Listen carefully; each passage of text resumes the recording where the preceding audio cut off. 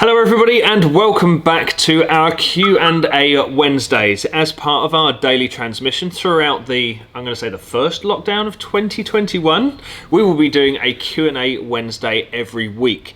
We would normally do one every month, maybe one every 6 weeks. However, we are going to be doing one every Wednesday from now until the foreseeable. As ever, we asked our Patreons first on the Patreon page what questions they would like to ask me today, and then we followed up on our Instagram story to ask me a question on there as well. So if you would like to head over to Patreon, maybe become a supporter, you can check down in the link in the description. And if you would like to follow us on Instagram, check down here or up here. There will be all the links for all of our social media platforms, so keep an eye on those if you'd like to ask questions in the future. Let's get straight on with it, shall we? First question on our Patreon list then is from Daniel, and he has been a bit cheeky because he's started with 2 questions. He says, 2 questions. I'm in the process of installing soundproofing in my T3 Doka, and I'm wondering if you recommend or have opinions about the use of spray underseal like the Worth Schutz brand to protect the underbody and add another layer of insulation. And secondly, if the soundproofing material does not have a foil back, do you recommend adding a foil tape to protect it or just leaving it bare? Cheers, Daniel. Well, Daniel, thank you very much for your question. I would recommend for any car over 20 odd years old to put an underseal on regardless of whether you are insulating it or not. The Worth Schutz brand is a popular option, as is Dinitrol and Wax Oil. Wax Oil is the British company. They're all very good. What other people are doing now, I've seen more and more, is when they have body repairs or if they're doing a restoration, is using U-Pol Raptor, and you can actually tint U-Pol Raptor to blend in with the colour of your vehicle. So 4 options there. They won't really add to the sound deadening purpose that you're after. They will help by a small percentage, but if you want to go full on with your sound deadening, we would recommend our partners, Dodo Mat. They do a huge range of sound deadening of different thicknesses, and we will be covering it fully on our T3 Doka that's in the background here, and that'll be a future video. But in the meantime, if you head to our website, www.coombecampers.co.uk, head to the sound deadening products, and you can buy all of the sound deadening you require from there. So yeah, and that really helps the channel as well. So to everybody, if you would like to buy any bits and pieces of your camper van, especially stuff that we feature, buying it through the website, the Combe Campers website, really helps us out as a channel. So thank you very much. In terms of the soundproofing, if it does have a foil back, do you recommend adding a foil tape to protect it? Most of the sound deadening products you would get from Dodo would have a silver backing already. I wouldn't spend money on a sound deadener that doesn't have that on and then adding it after.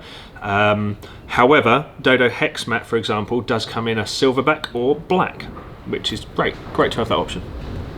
So thanks again, Daniel. Second question is from Rob Hicks. Great surname, Rob.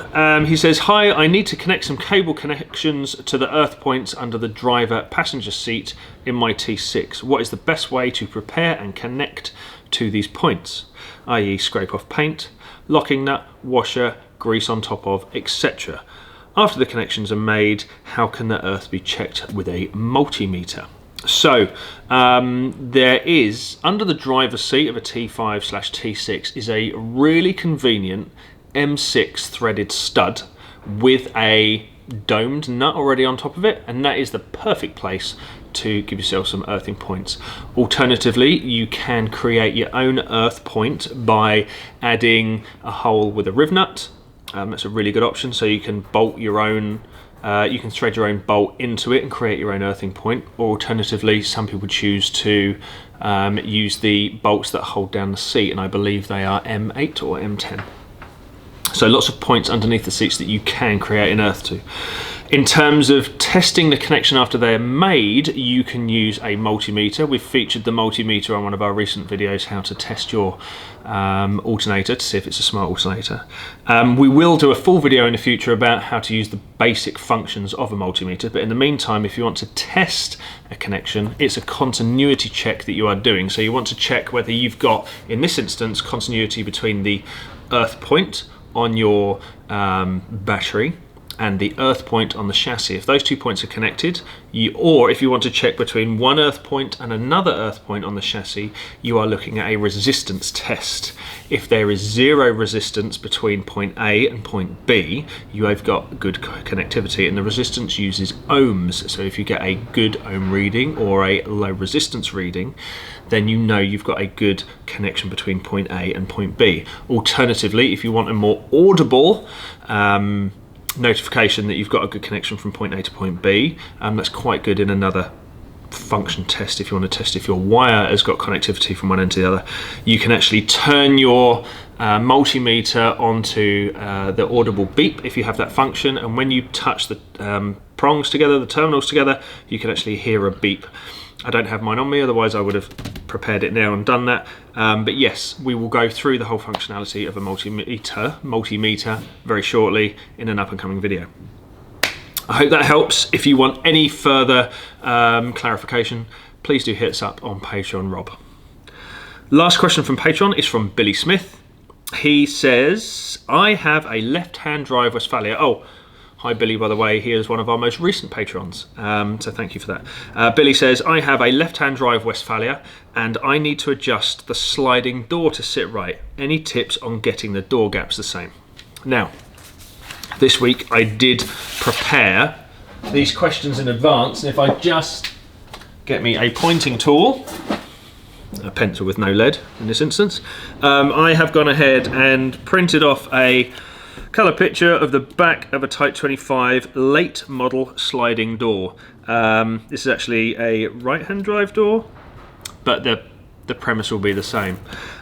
So thank you to whoever it is on eBay that listed this door. I robbed your picture for this purpose. So on a Type 25 T3 sliding door, there is more than one point. I think there's 4, maybe even 5 points of adjustment that you can get that door just right, and you're looking at positioning that door right because it's effectively floating on 2 runners, sitting on 2 runners, one at midpoint on the waist, which you can adjust at this point here, the lower runner which runs in the sill underneath the door opening, and then the last runner, it's more of a roller, that sits in the top channel of the sliding door. And the last point of adjustment that I can see right here is, if this is the side of the body where the door pin is, where the sliding door actually latches into, you can adjust this point. So we've got to adjust the height, the up and down height of the door along this edge. You can adjust using these 2 bolts. If you want to adjust the front edge of the door, you can adjust these 2, so the up and down of the door, you can adjust these 2 bolts or 3 bolts here. You can also adjust them left and right, I believe, as well. If you want to bring this corner of the door closer into the van or further out from the van, on the actual roller bearing bracket here, you can actually loosen some bolts and adjust the door in and out as well. To adjust the in and out at the top of the door, you can adjust this roller up here too. There is also the other adjustment I've just remembered now. There's a catch here in some instances. No, there's an adjuster plate here, sorry, and there is a latch pin here. So it's 1, 2, 3, 4, 5 points at which you can adjust your door. A lot of the time, especially if you've had structural work or welding or remedial work done on the bodywork, it's a case of reserving yourself a few hours, taking off the cover that holds the roller bearing on here, the sliding door roller here, and then spend a couple of hours adjusting point by point by point by point until you're exactly happy with the door gap all the way round your sliding door. So I hope that helps. Again, we may do a future video on that if people are interested, so let me know down below if you are interested in adjusting doors. I'm no expert in panel fit and gap, etc, etc. However, I work on Type 25s, T3s a lot, so I've had a lot of experience adjusting boots, adjusting sliding doors and adjusting front doors and things like that. So let me know in the comments if you'd like me to do a video on adjusting doors and door gaps, etc. On Instagram then, moving on to Instagram, first question is from @hetty_T5.1. Question is, are the 40 winks beds best to have for a day van and worth the money? There's 3 questions here, Hetty, that's a bit cheeky, but are the 40 winks beds best to have for a day van and worth the money? I would definitely say yes. We know they're a lot of money, but the quality is there. It's why we chose to work with the guys at 40 winks as well. We've done a whole video on it. You've obviously seen that, which is why you've asked. The quality is up there. We've had one of our, I'm going to say partners, one of my friends, Chris Bulmer. He works for a body shop over in Bexhill, which is the next town to us. He's been long-term testing that bed in the back of his long wheelbase T5. He's used it camping recently in the last 3 months and he absolutely loves it, and it's great when he's using his T5 as a day van because you can store things on top or underneath of that 40 winks bed platform. So yes. Best overhead drop-down roof screen for a Kombi. I don't have enough experience in drop-down screens to comment on that one, I'm afraid. However, as the old saying goes, buy the best you can afford, do your research and have a look at Google reviews, I guess, as well, because there's loads out there. How often is the podcast and what platform can I listen to it from? Yes, if you didn't know, we now have a podcast. It's called the Campervan Cast. It is available to watch on YouTube and it's available to listen to on, and I've got the list here. You can now listen to it on iTunes, Spotify, Amazon, YouTube as we said, Google Podcast and Amazon Music. And actually, if you have the likes of an Alexa, you can say, sorry, I shouldn't have said Alexa, I should have learned by this. If you have one of those devices in the corner of your room, you can actually ask, play the Campervan Cast podcast, and it'll play it for you. So I hope I haven't just set off everybody's Alexas. If I have done, I apologise. Yes, so Hetty, @Hetty_T5.1, thank you very much for your question, hope that helps. Next is from @Peak79, Peak with a double E. What is the best engine for a VW T3 or T25? The best one for you, I guess, depending entirely how you're going to use it. The reason that the T3 platform is so popular is because you can fit a multitude of engines. To go through a few, you've got the standard 1.9 DG flat 4 water-cooled boxer, the 2.1 flat 4 water-cooled boxer, you've got an inline 4 diesel, 1.6, 1.7 and a 1.9, and you can fit turbo variants of that in terms of the AAZ, but you can also put TDI engines in them, you can put Subaru engines in them, Golf GTI engines in them. I know in America they're very hot on putting things like Ford Ecotec engines in them as well, and also Subaru diesel boxer engines are quite popular in America as well. So there is a multitude of them. I would suggest you do more research into the way you're using your vehicle for long trips. Say if you're planning on touring for 6 months at a time, you want something that's going to be dependable, good on fuel economy, etc, etc. But yes, that's a very open question and one that I'm not prepared to give you one straight answer for. I personally have had T3s with a 1.9, with a 2.1, with a diesel. I've driven them with Subarus, I've driven them with GTIs. I love them all. They've all got the benefits, they've all got the pitfalls. All right. That's the best I can do. So thank you, Peak70, @Peak79. I hope that helps. Next question is from @MikeyD. I'm not going to go through it all, but Ali's hopefully going to put the question and the name up there for us. Mikey D says, renovating a Vito to a camper. I'm going to guess that's a Mercedes Vito.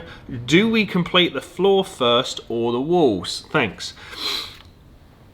We have an order of how to convert a day van, and that is on our podcast. Dan has made a how-to guide blog, and that is available at our website, and you can check it out down below. We'll leave a link. To answer straight away, we do a combination of the two. For example, we shall dry fit ply line walls, to make sure they fit, and then we'll dry fit the floor, make sure it's in the right position or it needs adjustment. Then we'll take that floor back out, maybe do some sound deadening underneath the floor, then we'll lay the electrics, maybe do the sound deadening, then carpet the walls, then put the panels back on. So yes, but I would suggest, to quickly answer that question, finish the walls first, because you want the carpet to tuck nicely under your wooden floor and your floor covering. But in between that, you'll be test fitting, dry fitting, all sorts of stuff. Walls first, then the floor. Made that longer than I should have done, didn't I? But thanks at Mikey D, hope that helps. Next question is from at Mr. Dan8888. What did you study to become a mechanic? Did you take any specific courses or qualifications? I'm going to come right out and say I am not a qualified mechanic. I am not a qualified mechanic. I wanted to be. When I joined the military at 16, I wanted to join the REME. I was persuaded otherwise, and I joined the Royal Signals instead. So most of my engineering and mechanical know-how comes from the military and working in the military. So we used to have to service engines in terms of generators that were on our vehicles. I know how to do electrics and communications and stereos and things like that through working in the Royal Signals. When it comes to cars and working on cars is all I've ever wanted to do. I've started reading about how to fix cars from about 12 years old when I picked up my first copy of Volkswagen magazine, and I've been working on them ever since I could afford to buy my first. So I bought my first Beetle at 19 years old. I'm now 37, and I've been working on cars that entire time. So not officially, I don't have any qualifications in becoming a mechanic. However, I have qualifications in high voltage engineering, household electrics, qualifications through the army to do my job, etc, etc. So it's just experience, but I have never ever said publicly or otherwise that I am a qualified mechanic. I hope that helps. Might do.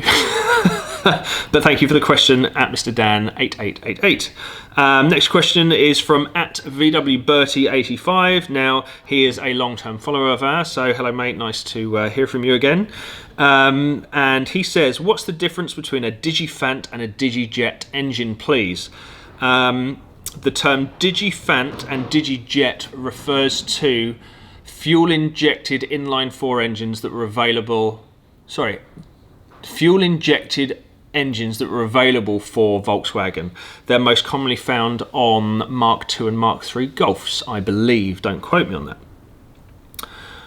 As a very quick explanation, a digifant engine is a fuel-injected engine electronically controlled by the ECU. Digifant is controlled by an ECU. The digijet is a mechanically controlled fuel injection engine, which is partly controlled by an ECU. So, digifant, controlled by ECU, digijet, mechanically controlled, in a nutshell. Okay? Hope that helps. Thank you for your question. Next question is from Stuart at stuart.morrisons.967. He says, in a T6 Kombi, is there a rock and roll bed that I can swap the rear seats and use the same fixtures in the floor? Now, you've said a T6 Kombi, so to me that says the only rear seats are what are more commonly referred to as the middle row. Can you swap those rear seats out and use the same fixture in the floor for a rock and roll? Yes, there is, and that bed is by Bebb, B-E-B-B. I've personally had one of those seats fitted in my T4 many years ago. I was one of the first people to have a T4 bed fitted back in the day. It's probably about 8 years ago now, I think. So I can, with authority, comment on the quality and the fit and the finish of those beds. They are very, very good. And the beauty is you can just remove them and pop them back in, and even all of the cushions remove as well to make the bed a bit lighter as you're removing it in and out. They're crash tested, they have ISOFIX points, and as you're asking, the beauty is they can fit into, if I've got my details correct, which I'm sure I have because I did a little bit of research before this, they can be replacements for your current Kombi seats in your T6. We'll leave a link down below for them. So at stuart.morrisons.967, I hope that helps. And that is it for today. Thank you very much. A really good range of questions there. Really good range of questions, some personal, some mechanical, some camper van. That's what we like. Thank you very much for sending us the questions. Thank you very much for your time. And thank you very much for all your views and your subscriptions of late. Ever since we started the daily transmission, which we are really enjoying. It's bloody hard work, but we're really enjoying it. So ever since we released the daily transmission, our subscribers gone up, which is great. Our viewers have gone up, and also our website hits have gone up as well. So it's all positive. Thank you very much. If you'd like to find out any more about us or any of the things we offer, in terms of products and stuff like that, head over to our website right there. It's www.coomvalleycampers.co.uk. If you want to follow us in between the videos that we do on social media or otherwise, you'll find us on Instagram, Facebook and TikTok now. We've got a team of people making our TikToks. Well, it's all within the company, but yes, Izzy and Ali are working very hard on creating TikToks. I'm no good at it, so other people do it for me, but they're really, really good little videos, and we hope you enjoy them. So yes, and on Instagram, personally, I'm Leigh_Vanman. If you want to follow me, Ali is at @just_Jassim. Is that right? So we'll put that link down in there as well. So thank you very much once again, everybody, and we'll see you next time. Bye bye.